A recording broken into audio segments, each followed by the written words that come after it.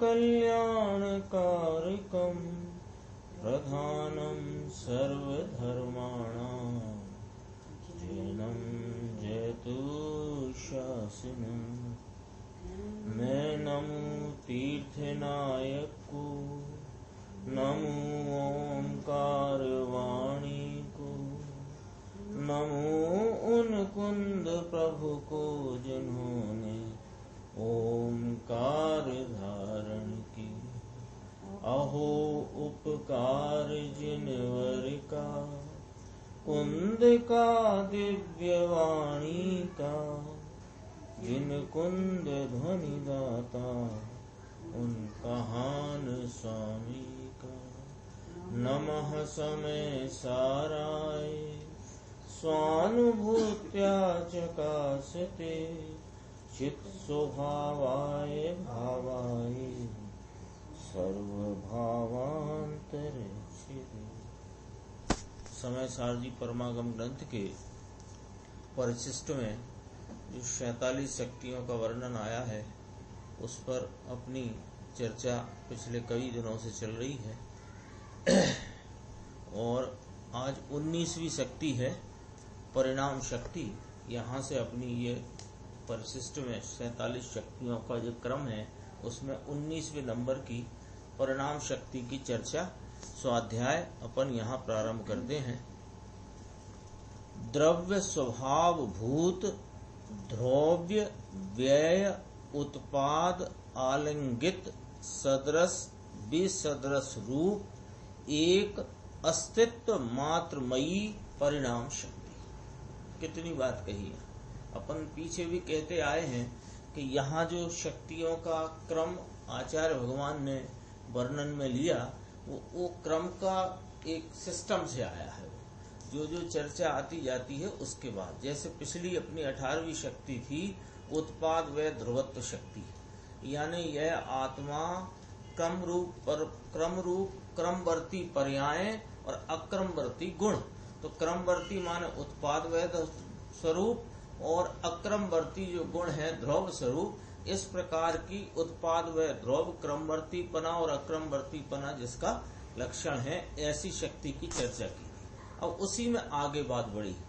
तो अपन ने देखो पढ़ा, ये हिंदी और पढ़ते हैं फिर बात करते हैं। द्रव्य के स्वभाव भूत द्रव्य व्यय उत्पाद, इनसे आलिंगित माने स्पर्शित सदृश और विसदृश जिसका रूप है, ऐसे एक अस्तित्व मात्रमयी परिणाम शक्ति कहते हैं। देखो इसमें कि द्रव्य व्यय उत्पाद, पीछे आ गई चर्चा। तो उत्पाद व द्रव्य क्या है कि वो द्रव्य का स्वभाव है। द्रव्य का स्वभाव है। जगत के सब द्रव्य, अपने तो आत्मा की बात चलती है, तो आत्मा कैसा है कि उत्पाद व द्रव्य स्वभाव वाला है। ऐसी स्वभावभूत वस्तु, ऐसी स्वभावभूत शक्ति, उससे इस आत्मा का अस्तित्व आलिंगित है। आलिंगित है माने स्पर्शित है, माने एक है। आत्मा की सत्ता अस्तित्व कैसा कि उत्पाद व द्रव्य से आलिंगित। उत्पाद व द्रव्य क्या है कि वह आत्मा का स्वभाव है। ये सब द्रव्य का है, पर एक जगह गुरुदेव ने कहा, शायद आ जाएगा, कि इसमें कुछ शक्तियां ऐसी हैं जो सभी द्रव्यों में पाई जाती है, और कुछ शक्तियां ऐसी हैं जैसे दृष्टि चिति ज्ञान सुख शक्ति आदि जो मात्र आत्मा में पाई जाती। ये कौन सी शक्ति है? परिणाम शक्ति। सब द्रव्य, लेकिन यहाँ चर्चा आत्मा की है। तो उत्पाद व द्रव्य है आत्मा का स्वभाव। ऐसे स्वभाव को आलिंगित करती हुई आत्मा की सत्ता, और ये सत्ता का क्या स्वरूप खड़ा हुआ उत्पाद व द्रव्य से? सदृशता और विसदृशता। सदृशता क्या कि द्रव्यपना, त्रिकाल द्रव्यपना रहना सदृशपना है, और प्रत्येक समय में वह क्रमवर्ती पर्यायों का परिणमन होना वो विसदृशपना है। तो कहा द्रव्य के स्वभाव भूत द्रव्य व्यय उत्पाद से आलिंगित। कौन है द्रव्य का स्वभाव? उत्पाद व्यय द्रव्य। उससे आलिंगित क्या है? इसकी एक अस्तित्व। ऐसे अस्तित्व के सदृश और विसदृश रूप वाली परिणाम शक्ति। ऐसा इसका नहीं, परिणाम माने रिजल्ट नहीं। देखो इसका मैं बताता हूँ, इधर गुरुदेव के से ध्रुव नहीं लेना, ध्रुव वे उत्पाद से आलंगित है। हाँ, परिणमन बताना है, यहाँ बताना है उसका त्रिकाल प्रवाह है। परिणाम शक्ति से त्रिकाल रहने वाली वस्तु, तो त्रिकाल प्रवाह स्वरूप है। तो कैसा प्रवाह है इसका? सदृश भी सदृश, यानी प्रत्येक, हाँ यही है ना। तो उत्पाद व द्रव्य की शक्ति बताई पीछे, और उस उत्पाद व द्रव्य शक्ति से आलंगित सत्ता, यहाँ सत्ता बताना है। आत्मा की पहले स्वभाव बताया उत्पाद व द्रव्य, तो उत्पाद व ध्रुवत्व शक्ति से आत्मा के स्वभाव को बताया। और फिर अब कहते हैं कि वह उत्पाद व द्रव्य जो स्वभाव है ना, वैसे उससे आलंगित अस्तित्व मात्र, तो उससे आलंगित है इसकी सत्ता। और वह सत्ता का क्या स्वरूप है कि सदृश भी सदृश रूप परिणाम में वर्तता है। कहाँ रहता है आत्मा? के परिणाम में। कैसे परिणाम में? त्रिकाल रहने वाला। कैसे त्रिकाल रहता है? सदृश भी सदृश। इसमें बॉक्स है, उसमें नहीं होगा, मैं पढ़ता हूँ। जो इस नित्य प्रवाही पने से रही हुई वस्तु का अस्तित्व कैसा कि अपने उत्पाद व द्रव्य स्वभाव से आलंगित है, और ऐसा उत्पाद व द्रव्य स्वभाव से आलंगित सत्ता का क्या स्वरूप कहा कि सदृश विसदृश। यहाँ मुख्य बात कहना है, सदृशता और विसदृशता एक वस्तु का रूप है जो सदैव हर क्षण सदृशता विसदृशता रहती है। ये बॉक्स पढ़ते हैं, उसमें नहीं होगा। जो गुरुदेव के व्याख्यान में से मुख्य भाग निकाल करके यहाँ प्रिंट किया है। महिमावंत भगवान आत्मा अनंत धर्मों से प्रसिद्ध है। सर्व संत और सर्व शास्त्र प्रसिद्ध रूप से उसकी महिमा गाते हैं। तो अंतर में, अपनी अंतरंग परिणति में ऐसे आत्मा की प्रसिद्धि किस प्रकार हो, उसकी यह बात है कि हे जीव, अनंत शक्ति संपन्न तेरी आत्मा को जानकर तू राजी हो, खुशी हो, आनंदित हो। आत्मा के हित की सच्ची लालायतता वाला जीव, लालायत लोलूपी कहो, काहेगा लोलूपी? आत्मा के हित की सच्ची लोलूपता, लालायत पना जिसको है, वह जीव उसके प्रयत्न के लिए मुद्दत नहीं बनाए, अपूर्व अंतर जगे, तब ही आत्मा की प्राप्ति होगी। मुद्दत ना बनाए माने अब करेंगे, तब करेंगे, फिर करेंगे, देखेंगे, ऐसे उसको वायदे में नहीं डालना है। जिसको आत्मा के हित की सच्ची लगन लगी है, लालायत हुआ है, वह उसकी प्राप्ति के प्रयत्न के लिए मुद्दत नहीं डालता, वादे नहीं करता। वह क्या करता है कि अंतरंग उसकी तीव्र जिज्ञासा में, तीव्र धगस में, उसकी लगनी में उसको जब अपूर्व अंतर प्रयत्न जगे, प्रयत्न भी अपूर्व कहा, और उस प्रयत्न का जो फल है अतीन्द्रिय आनंद शांति वीतरागता, वो भी अपूर्व है। तो ऐसी अपूर्व आनंद शांति वीतरागता जो पूर्व में अनादि काल में कभी परिणति में प्रकट हुई नहीं, वेदन में आई नहीं, ऐसी वस्तु की प्राप्ति का प्रयत्न भी अपूर्व होता है।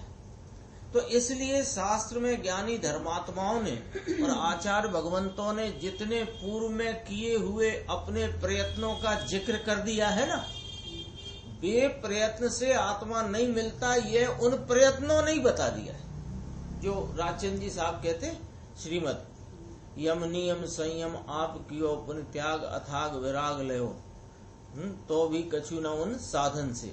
तो उसका अर्थ क्या है कि वे पूर्व में ऐसे प्रयत्न कितने किए उसका भी एक टोटल बता दिया कि 9वें ग्रेविक तक चला गया। उसके फल में, किसके फल में? तेरे वे सब नाकाम प्रयत्नों के फल में। तो अपूर्व प्रयत्न जगे, तब ही आत्मा की प्राप्ति होगी। यह आत्मा की शक्तियों का वर्णन चल रहा है। ज्ञान स्वरूप आत्मा में कैसी कैसी शक्तियां उल्लसित होती हैं वह आचार्य देव ने बताया है। उन शक्तियों के द्वारा अनंत शक्ति के पिंड रूप अनेकांत मूर्ति आत्मा को पहचान कर। देखो कितनी बात करी, ये 2 लाइन में समझो पूरी बात करी। पहली बात तो ये वो आत्मा कौन है जिसको दृष्टि में लेना है, यानी श्रद्धा का श्रद्धे, ज्ञान का ज्ञेय, ध्यान का ध्येय स्वरूप आत्मा कौन है। तो कहा ये जो शक्तियों की चर्चा यहाँ चलती है, इन शक्तियों के द्वारा शक्ति को नहीं, अनंत शक्तियों के पिंड रूप अनेकांत मूर्ति आत्मा को पहचाना। तो पहले क्या करेगा? पहले पहचाने। कैसे? कि देखो जो शक्तियों का स्वरूप देव गुरु शास्त्र ज्ञानी धर्मात्माओं ने बताया, उनका अंतरंग तात्पर्य पकड़ना, और अंतरंग तात्पर्य पकड़ करके उस आत्मा को एक शक्ति स्वरूप नहीं, उस एक शक्ति से भी जानना, तो अनेक शक्ति, अनंत शक्ति स्वरूप आत्मा। तो वो अनंत शक्ति स्वरूप आत्मा को पहचानना। कैसे पहचानोगे? लक्षण से पहचान कर उसमें एकाग्र होना। तो जिससे लक्षण से पहचाना, तो पहले वो लक्षण को लक्ष्य में लिया, और लक्षण को लक्ष्य में लेकर लक्षण को छोड़कर लक्षित कर लिया वह जो लक्षण वाले को, लक्षणवान को, और उसको करके फिर उपयोग उसमें गया। तो लक्षण का विकल्प नहीं रहता है। और फिर वहां एकाग्र होने पर देखो लिखा है, श्रद्धा आनंद आदि का निर्मल परिणमन होता है, उसका नाम धर्म है। सर्वज्ञ के द्वारा कहा हुआ जो लक्षण बताया, उससे अपने लक्ष्य को पकड़े तो उस जो जिस लक्षण ने लक्ष्य को पकड़ा है उसको अंतरोन्मुख लक्षण कहा है। हाँ, नहीं तो वो लक्षण नहीं। जो ज्ञान अपनी आत्मा को पहचानने रूप परिणमित हुआ है, वो ज्ञान लक्षण है, ऐसा कहा।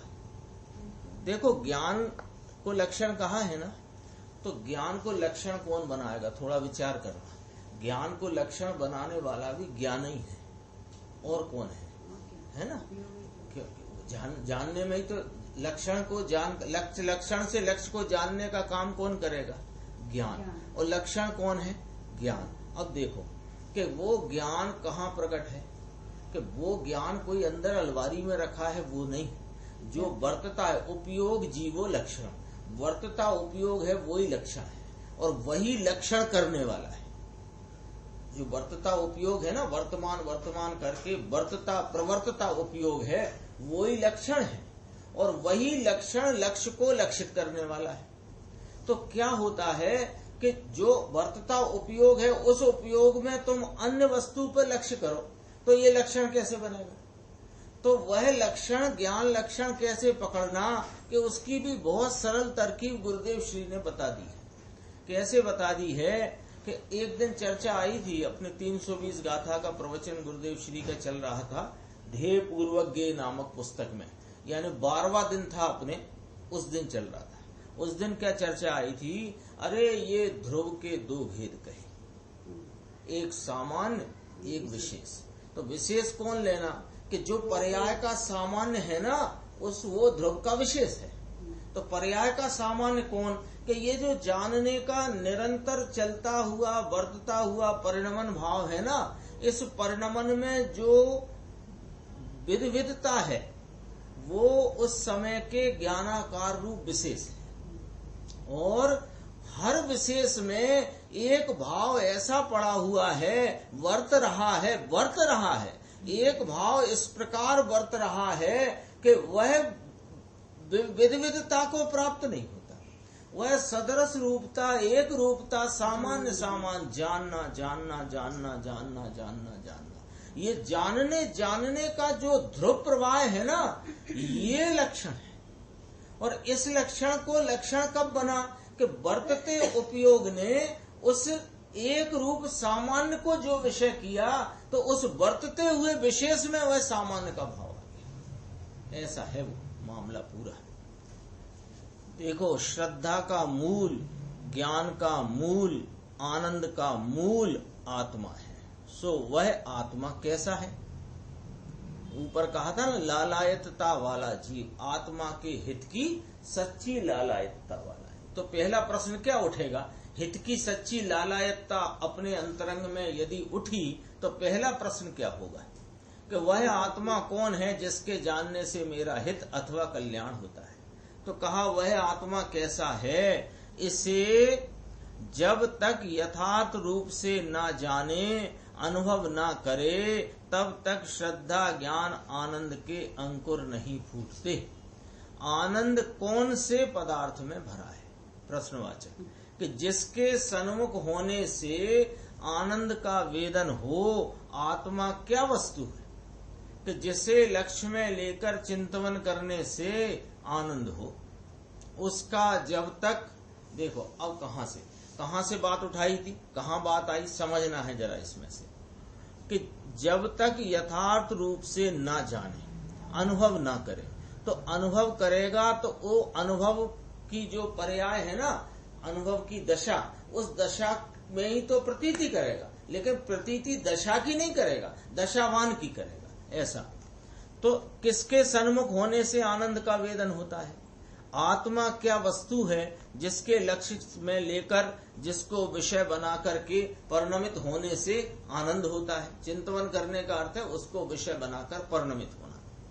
तो क्या करना, पहले क्या करना कि सुनो, उसका जब तक यथार्थ श्रवण, फिर कहा ग्रहण, और फिर कहा धारण, और फिर कहा निर्णय। अभी देखना, इसके बाद अनुभव। सीधा अनुभव की तलाश में मत निकलो। अनुभव जिसका करना है उसका पहले यथार्थ श्रवण करो। लिखा है इसमें यथार्थ श्रवण। रोज आता है, गुरुदेव श्री की सीडी में आता है, सुबह टीवी में आता है, फिर उनके व्याख्यान अपन जब देखते हैं उसमें आता है, फिर दोपहर को पढ़ते हैं उसमें आता है, हर समय आता है। और जब तुम्हें आत्मा की लगनी लगे और अंतरंग में कोई जिज्ञासा हो तो क्या करना कि गुरुदेव श्री से मिल लेना बस। और वे तुम्हारे साथ हर वक्त है। अब तो सबकी जेब में मोबाइल है, मोबाइल में गुरुदेव श्री है। देखो क्या कहा, यथार्थ श्रवण करे। तो क्रम लिखा है कि नहीं करा? श्रवण करे, उसमें यथार्थ स्वरूप ग्रहण करे, और ग्रहण करके धारणा में ले। धारणा माने स्मृति में रखे उसे, और स्मृति में रखे तो निर्णय करेगा। अपन गए ना मिठाई की दुकान पे, तो जैसे बहुत सारी ट्रे में बहुत प्रकार की मिठाई रखी, तो वो देखी, देख करके थोड़ा ख्याल में रखा कि नहीं रखा, फिर रख करके अपन घर आ गए। फिर अपन ने किसी अपने कर्मचारी से बोला कि जाना और फला फला ले आना, तो वो अपन ने उतनी धारणा में रखी है वो बात, तो कौन कौन सी मिठाइयां उसके पास है, ये धारणा में रखी। ऐसे यथार्थ श्रवण करना इस आत्मा के स्वरूप का है, और फिर उसमें ग्रहण करना कि क्या कहते हैं, उसका तात्पर्य ग्रहण करना, और वह धारण करना माने स्मृति में लेना। कितनी स्मृति में लेना, क्या कहते हैं, आत्मा का क्या स्वरूप है, अब तक क्या किया, अब तक क्या न किया, सब प्रकार की बात स्मृति में। जब स्मृति में होगी तभी तो निर्णय करोगे। स्मृति में ही नहीं तो हर समय थोड़ी किताब खोलते रहोगे। धारणा और निर्णय भी ना हो। देखो क्या लिखा, जब तक यथार्थ श्रवण ग्रहण धारणा और निर्णय भी ना हो तब तक चिंतन कहां से करेगा, कहां विचारेगा, किसको विचारेगा, उसका क्या स्वरूप है, क्या स्वरूप नहीं है, क्या इसके अस्ति परक भाव है, क्या इसके नास्ति परक बात है, उसका चिंतन करेगा। और चिंतन करेगा तो वह वस्तु का जो स्वरूप है वह ज्ञान में खिलेगा, और खिलेगा तो वहां शुद्ध नय का विषय मिलेगा, और शुद्ध नय के विषय को उपयोग जब ग्रहण करेगा तो आनंद का अनुभव होगा। तो कहते हैं आनंद का अनुभव कहां से होएगा, जब तक यथार्थ श्रवण ग्रहण धारण और निर्णय भी ना हो, तो चिंतन कहां से हो और आनंद का अनुभव कहां से होगा। अहो महिमावंत भगवान आत्मा अनंत धर्मों से प्रसिद्ध है, उसकी महिमा प्रसिद्ध रूप से, जाहिर रूप से, ऐलानिया तरीके से सर्व संत और शास्त्र गाते हैं, किंतु उस ओर उन्मुख होकर अपनी पर्याय में जीव ने कभी उसकी प्रसिद्धि न करी। क्या किया इसने इसकी महिमा प्रसिद्ध रूप से सर्व संत सर्व शास्त्र गा रहे हैं। संत नहीं है अभी, ये है ना, शास्त्रों में संत ही तो विराजमान है और संत में सर्वज्ञ विराजमान है। तो वे सब इस आत्मा की इस अनंत गुणात्मक अनंत शक्ति स्वरूप अनेकांत मूर्ति आत्मा की महिमा जाहिर रूप से गाते हैं माने सुनाते हैं। किंतु इस अनेकांत मूर्ति आत्मा की ओर उन्मुख होकर अपनी पर्याय में वर्तमान उपयोग में अपने जानने देखने की अवस्था में कभी उसकी इस जीव ने प्रसिद्धि नहीं की। भगवान आत्मा की प्रसिद्धि कैसे हो और अर्थात पर्याय में उसका प्रकट अनुभव कैसे हो वह यहाँ बतला रहे हैं। सुनो कि स्वयं संवेदन ज्ञान रूप लक्षण द्वारा भगवान आत्मा की प्रसिद्धि होती है। देखो बहुत गंभीर चर्चा है। अभी तो शक्ति की बात शुरू करेंगे। शक्ति मान 19वें क्रम में जो परिणाम शक्ति है उसकी चर्चा करेंगे, लेकिन ये बहुत महत्वपूर्ण 4-5 लाइन है।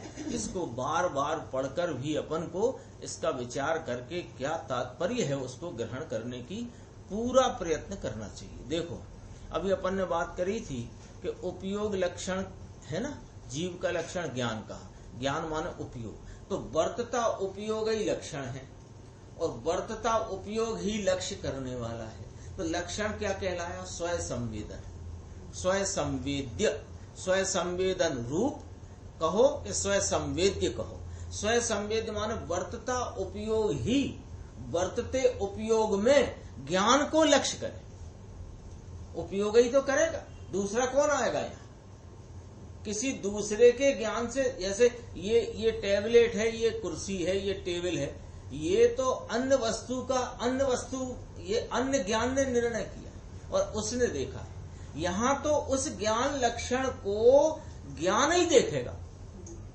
तो वर्तता हुआ उपयोग ही देखने वाला है, वर्तते उपयोग रूप ज्ञान लक्षण। इसलिए ज्ञान लक्षण स्वयं संवेद्य कहा।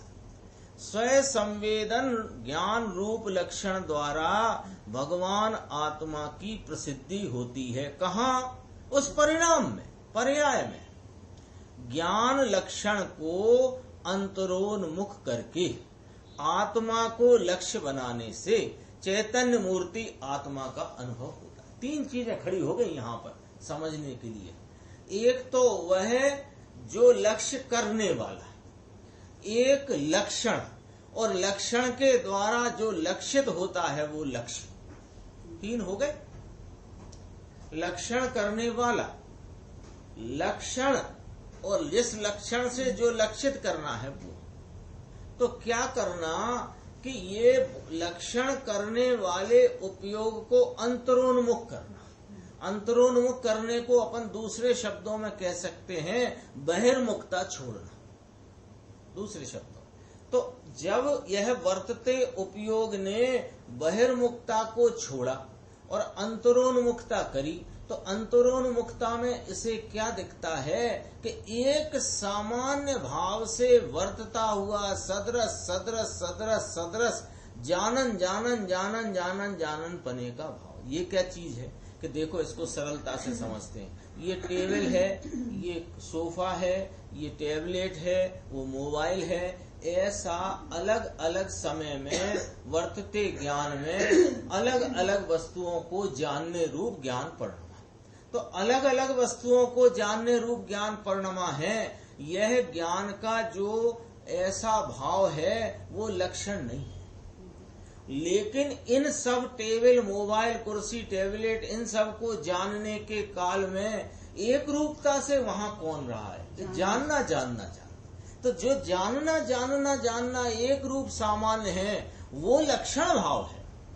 और वो लक्षण किसको प्रसिद्ध करता है? कि वो लक्षण लक्षण को प्रसिद्ध नहीं करता, वह लक्षण लक्ष्य स्वरूप ज्ञायक भगवान को प्रसिद्ध करता है। तो करना क्या कि वर्तते उपयोग के द्वारा वर्तते उपयोग में ज्ञान लक्षण को पकड़ करके वह वर्तने वाली जो वस्तु है उसको लक्षित करना। देखो इसमें कहा है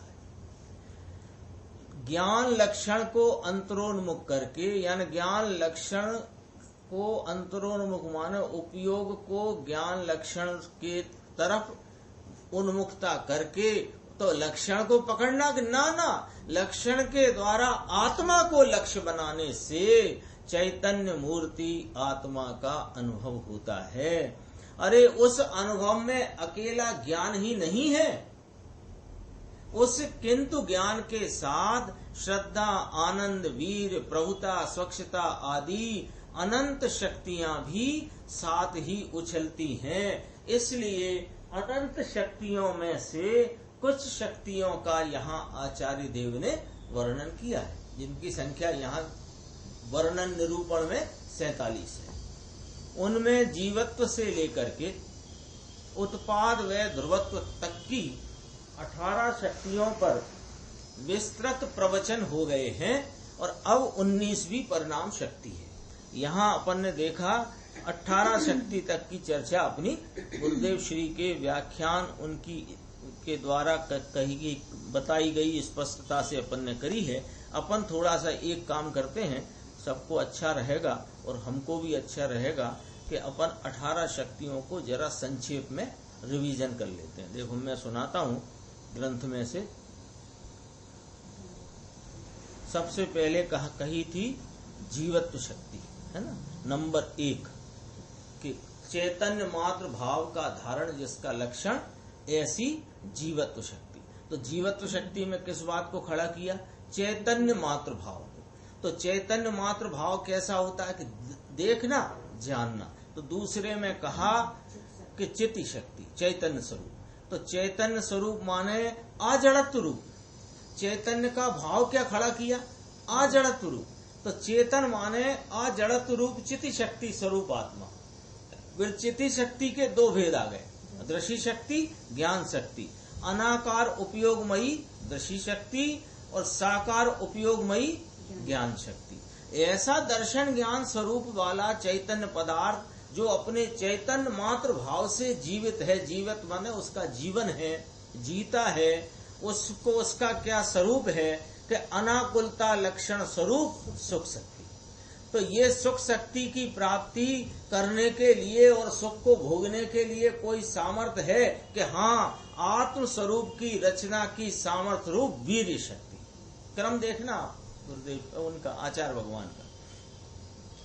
और ऐसी जो वीर शक्ति वाला अनंत सामर्थ्यवान ऐसे सुख दर्शन ज्ञान स्वरूप चैतन्य वस्तु, ये कैसा है कि प्रभुत्व स्वरूप है। 7वीं शक्ति कही प्रभुत्व शक्ति। प्रभुत्व माने जिसकी प्रताप को कोई खंडित नहीं कर सकता, ऐसी प्रभुत्व शक्ति। और ऐसी प्रभुत्व शक्ति वाला और अनेक शक्ति वाला यह आत्मा जिसकी अनंत शक्तियों में सब शक्तियां पसरी पड़ी है, तो विभुत्व शक्ति। और ये जो दृष्टि शक्ति और ज्ञान शक्ति कही थी, तो दृष्टि शक्ति की सामर्थ्य का स्वरूप क्या बताया? आत्म दर्शनमयी सर्वदर्शित्व शक्ति। और फिर बताया ज्ञान शक्ति माने आत्म ज्ञानमयी सर्वज्ञत्व शक्ति। इस प्रकार 10 शक्ति तो ये हुई। फिर देखो, ये जो ज्ञान स्वरूप आत्मा बताया, इसका ज्ञान स्वरूप कैसा है कि स्वच्छ। तो ऐसा उपयोग जिसका लक्षण कि जिसमें लोकालोक के आकार मेचक माने अनेक आकार रूप एक आकार में रहता हुआ। कैसा आकार कि अपने स्वच्छत्व शक्ति स्वरूप आत्मा। तो स्वच्छत्व शक्ति स्वरूप आत्मा जो कहा, जिसमें लोकालोक के आकार प्रतिभाषित होते हैं, तो उसमें क्या स्वयं प्रतिभाषित भी होता है कि हाँ, स्वयं संवेदनमयी प्रकाश शक्ति। और फिर कहा कि ऐसी जो चैतन्य के विलास रूप जो आत्मा की सामर्थ्य है, चिति शक्ति, ज्ञान शक्ति, सर्वदर्शित्व, प्रभुत्व, विभुत्व, सब आ गए ना, सुख शक्ति, वीर शक्ति। तो ऐसा जो है, इसका विकास कि इसका असंकुचित विकास है। असंकुचित से संकुचन की नास्ती करी और विकास से उसकी विधि करी, उसको स्थापित किया।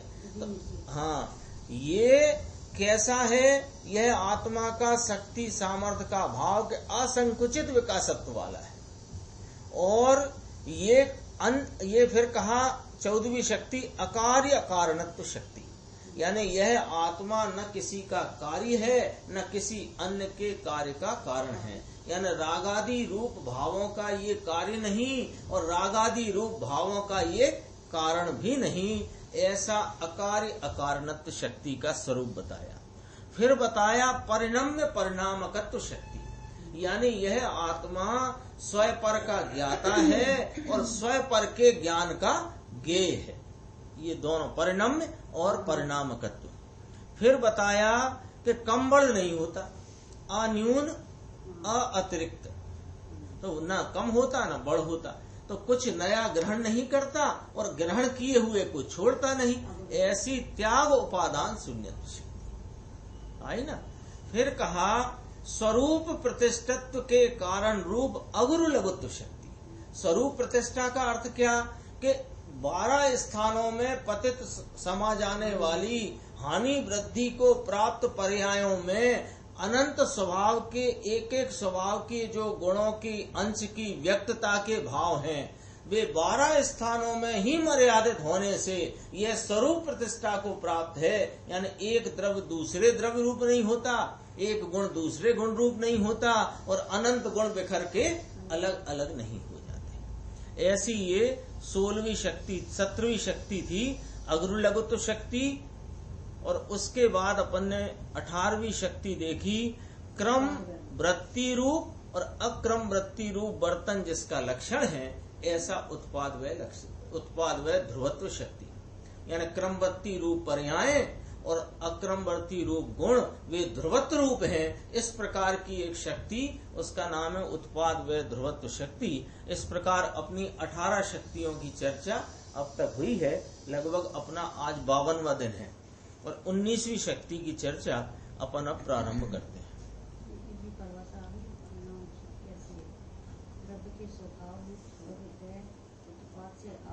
हाँ। अस्तित्व मात्र मई परिणाम शक्ति कैसी है? परिणाम शक्ति का 19वें क्रम पर जो वर्णन आया, तो क्या वर्णन आता है कि द्रव्य के स्वभाव भूत द्रव्य व्यय उत्पाद, ये कौन है? स्वभाव भूत भाव है द्रव्य का। द्रव्य का स्वभाव भूत भाव द्रव्य व्यय उत्पाद, उससे आलंगित सदृशता विसदृशता, यानी सदृश और विसदृश जिसका रूप है, ऐसे एक अस्तित्व मात्रमयी परिणाम शक्ति आत्मा के ज्ञान मात्र भाव में ज्ञप्ति क्रिया में यह शक्ति भी साथ ही परिणमित होती है।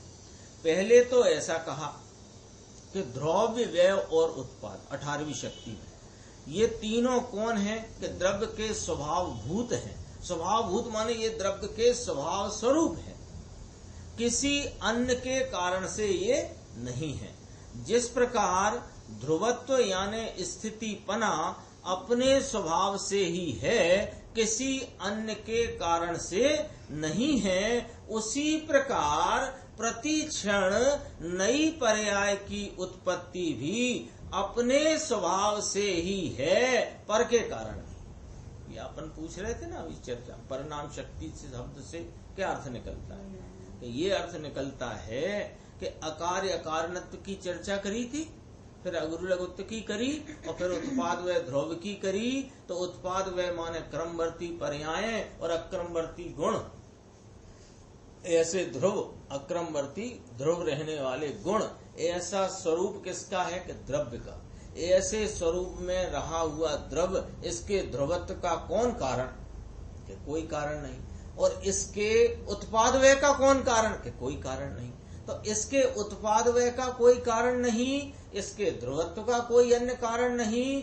ऐसा स्वभाव भूत उत्पाद व्यय ध्रुवत्व को आलंगित इसकी सत्ता, अस्तित्व मात्रमयी है ना, इसकी सत्ता का ऐसा स्वरूप है कि वो पर के कारण नहीं।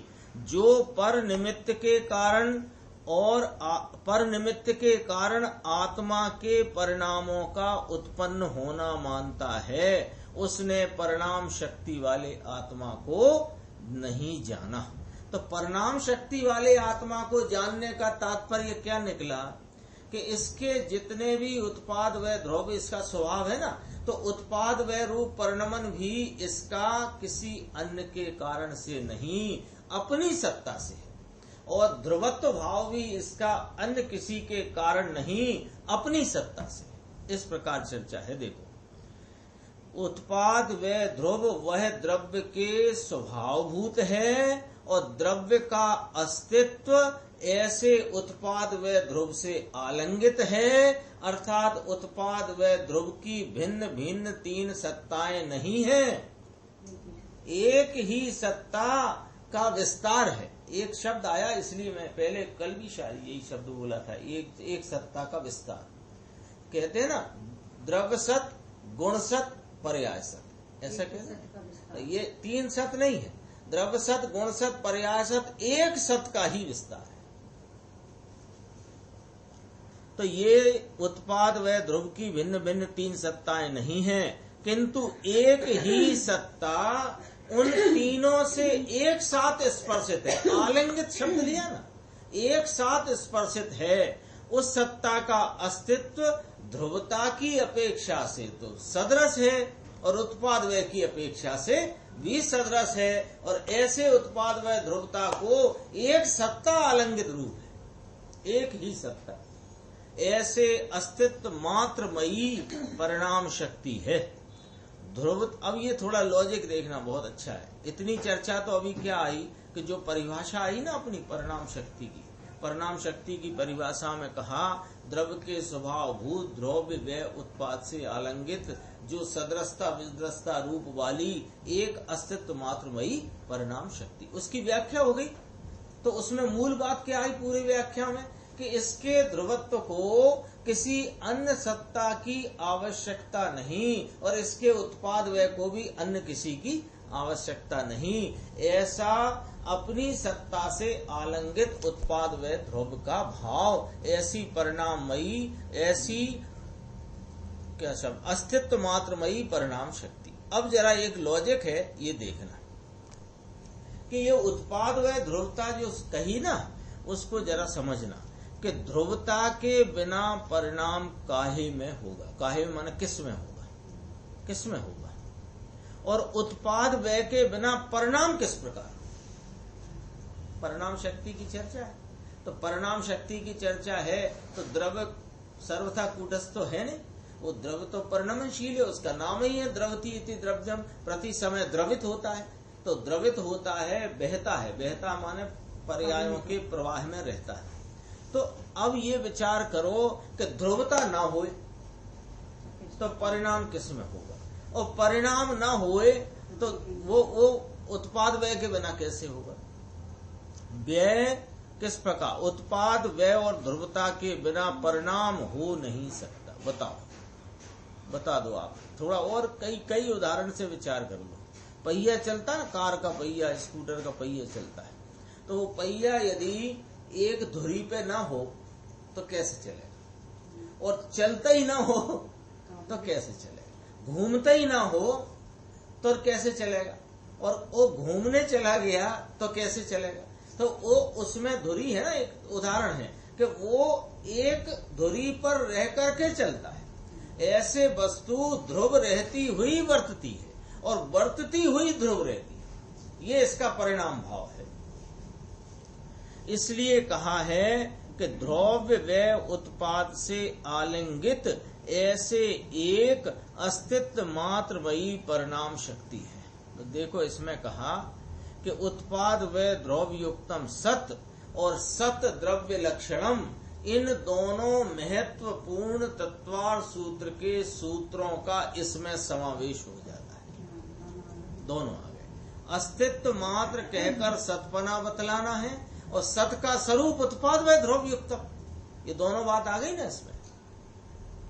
यद्यपि परिणाम शक्ति तो आत्मा और जड़ समस्त द्रव्यों में है, किंतु इस समय तो आत्मा की बात है। प्रत्येक आत्मा में परिणाम शक्ति त्रिकाल है, अज्ञान दशा, साधक दशा अथवा सिद्ध दशा। उस प्रत्येक के समय परिणाम शक्ति का परिणमन तो वर्त ही रहा है, किंतु परिणाम शक्ति वाले आत्मा का भान करके, बहुत गजब की बात है। देखो शब्द गुरुदेव के आते हैं, उनमें बहुत मर्म होता है। देखो 3 प्रकार की दशा अपने सामने रखी, बाधक दशा, अज्ञान दशा, साधक दशा और साध्य दशा, सिद्ध दशा। ये 3 प्रकार की दशाओं में सारे जीव समा गए और जीव की बात चल रही है। तो उन सब के परिणाम शक्ति का परिणमन सदैव बरत रहा है कि नहीं बरत रहा? तो क्या नक्की कराते हैं कि परिणाम शक्ति का परिणमन तो वर्त ही रहा है, यानी वह सब ही द्रव्य कोई पण अवस्था हो, बाधक, साधक या साध्य, उनमें परिणमन तो हो ही रहा है। अब कहते हैं कि परिणाम शक्ति वाले आत्मा, यानी ऐसे शक्तिवान आत्मा का क्या करना? भान करके उसका आश्रय करने से। बिना भान के आश्रय नहीं होता है। भान कैसे करेगा उसकी चर्चा आ गई। यथार्थ श्रवण, ग्रहण, धारणा और निर्णय, उसके द्वारा उसको भान में लेना, पहचान में लेना और पहचान कर भान में लेना और भान करके आश्रय लेकर के उसका श्रद्धान करना। तो उसका आश्रय करने से परिणाम शक्ति का निर्मल परिणमन होता है। यों तो परिणाम शक्ति त्रिकाल परिणमित हो रही है, दशा चाहे बाधक हो, साधक हो या साध्य हो। इस प्रकार शक्तियों का निर्मल परिणमन हो, उसका नाम धर्म है और उसी में आत्मा की प्रसिद्धि है। एक उदाहरण देते हैं सरल, देखो जिस प्रकार घर में लाखों के मूल्य का एक आभूषण पड़ा हो, किंतु जब तक उसकी प्रसिद्धि नहीं है, अर्थात उसकी खबर नहीं है, उसका स्वामीपना नहीं है, तब तक तो वह घर में होने पर भी ना होने के समान ही है। कोई व्यक्ति हो, कदाचित ऐसी स्थिति हो कि घर में भोजन की व्यवस्था नहीं और 5, 10, 50 लाख रुपए का हीरा, कोई माणिक कोई पड़ा है, तो वो पड़ा है तो पड़ा है, खबर नहीं है ना। तो खबर नहीं, खबर बिना का वो कोई कार्य का नहीं। ऐसी परिणमन शक्ति स्वरूप आत्मा तो सबका है। ऐसी उत्पाद व द्रव्य स्वभाव से आलंगित ऐसे अस्तित्व मात्रमयी परिणमन शक्ति तो सबई है, लेकिन जैसे खबर नहीं उसके लिए वो काम की नहीं, ऐसा कहना चाहते हैं। तब तक तो वह घर में होने पर भी न होने के समान ही है। उसी प्रकार यह भगवान आत्मा ज्ञान, आनंद आदि अनंत शक्तियों रूपी आभूषणों से भरपूर है, किंतु जब तक उसका भान नहीं है तब तक वह अप्रसिद्ध है। अर्थात अज्ञानी का तो आत्मा विद्यमान होने पर भी अविद्यमान जैसा ही है, उसे उसकी प्रसिद्धि नहीं है और अंतर्मुख होकर आत्मा की श्रद्धा ज्ञान करने से उसकी प्रसिद्धि होती है। अर्थात आत्मा की शक्तियां निर्मल रूप से परिणमित होकर उसका प्रकट अनुभव होता है, ऐसी आत्मा की प्रसिद्धि हो, उसका नाम धर्म। 18वीं उत्पाद व ध्रुवत्व शक्ति के वर्णन में अनेक स्पष्टीकरण आ गए हैं। आपने कहा था अभी कि जब उत्पाद व ध्रुव शक्ति की बात हो गई तो परिणाम शक्ति में क्या कहना है, तो कहना तो गुरुदेव कहते हैं वहां सब कह दिया है उसके विवेचन में, लेकिन यहाँ उत्पाद व ध्रुवत्व शक्ति स्वरूप क्रमवर्ती अक्रमवर्ती भाव को बताया। ऐसे क्रमवर्ती अक्रमवर्ती भाव की सत्ता स्वरूप प्रवाह में रहता है, ये वाली बात कर रहा है। तो यहाँ कहते हैं कि अनेक स्पष्टीकरण 18वीं शक्ति के वर्णन में आ गए हैं, तद अनुसार यहाँ भी समझ लेना। 18वीं शक्ति में क्रम प्रवृत्ति और अक्रम प्रवृत्ति कहकर उत्पाद व ध्रुव बतलाए थे, याद आ गए ना, बतलाए थे ना। और यहाँ उसी बात को सदृश तथा विसदृश रूप अस्तित्व कहकर के परिणाम शक्ति बतलाई। समझ में आ गई बात? जो अपना प्रश्न उठ रहा था, वो उत्पाद व ध्रुव ऐसा कहकर जो उसका स्वभाव और उस स्वभाव से आलंगित अस्तित्व मात्रमयी शक्ति, वो अस्तित्व का क्या स्वरूप है? सदृश विसदृश। तो सदृश तथा विसदृश रूप अस्तित्व कहकर परिणाम शक्ति बतलाई है। ध्रुव अपेक्षा से सादृशता है और उत्पाद व अपेक्षा से विसदृशता है। ऐसे उत्पाद व ध्रुव के बिना परिणाम हो ही नहीं सकता। ये वाली बात बताना है। ये वस्तु चली आई है ना अनादि काल से और अनंत काल तक रहने वाली है, तो ये कैसे रही है कि उत्पाद व परिणाम भाव से परिणमित होती आई है। तो परिणमित होती आई है तो ध्रुव ना हो तो किसका और कहाँ परिणमन, और परिणमन नहीं हो तो ये ध्रुव रहा कहाँ? ध्रुव है ना, तो ध्रुव है तो ध्रुवत्व कहा। ध्रुव माने क्या होता है? वैसे का वैसे, वह का वही, वह का वही, वह का वही, वह का वही, यही हुआ ना। तो वह का वही है जो ध्रुव। तो कहाँ से कह रहे हो? कहाँ वही, कहाँ वही? परिणाम है। ये वही की वही चीज है। ये वही सोने के कंगन है। तो वही सोने के कंगन है, तो ये कहाँ से लाए? कि वही कहने के लिए आपको ये बताना या समझना या जानना जरूरी है कि जब तुम 5 साल के थे तब भी यही कंगन थे, अब तुम 55 साल के हो तो भी यही कंगन है। तो ये कालक्रम आया कि नहीं आया? तो कालक्रम के सापेक्ष होते परिणामों में वह का वही है, ये ध्रुवता है। और उस काल सापेक्ष परिणाम के प्रवाह में वो जो विसदृशता है वो उत्पाद है। ऐसा कहकर यहाँ सदृशता और विसदृशता की बात कही है। अकेली ध्रुव रूप नित्यता ही हो और उत्पाद व्यय ना हो तो प्रति क्षण नए परिणाम की उत्पत्ति नहीं हो सकती। उसी प्रकार यदि सर्वथा क्षणिकता ही हो तथा ध्रुवता ना हो तो दूसरे क्षण वस्तु का सतपना ही न रहेगा। इसलिए नए परिणाम भी किस में से होंगे? इस प्रकार ये परिणाम शक्ति से क्या पता लगा? देखो, अज्ञान दूर होकर ज्ञान और दुख दूर होकर आनंद और संसार दूर होकर मोक्ष इत्यादि परिणाम उत्पाद व ध्रुवता के बिना नहीं हो सकते। बोलो, यदि उत्पाद व रूप विसदृशता न हो तो दुख का कभी अभाव होएगा ही नहीं, क्योंकि दुख का व्यय हो और सुख का उत्पाद हो तो सुख हुआ ना। तो लेकिन ये कौन दुखी था और कौन सुखी हुआ? कि जो दुखी था वही सुखी हुआ। तो दुख दूर हुआ यानी व्यय हुआ, और सुख उत्पन्न हुआ, प्राप्त हुआ यानी उत्पन्न हुआ। तो किसको? कि जो दुखी था उसी को। तो ध्रुवता आई कि ना आई?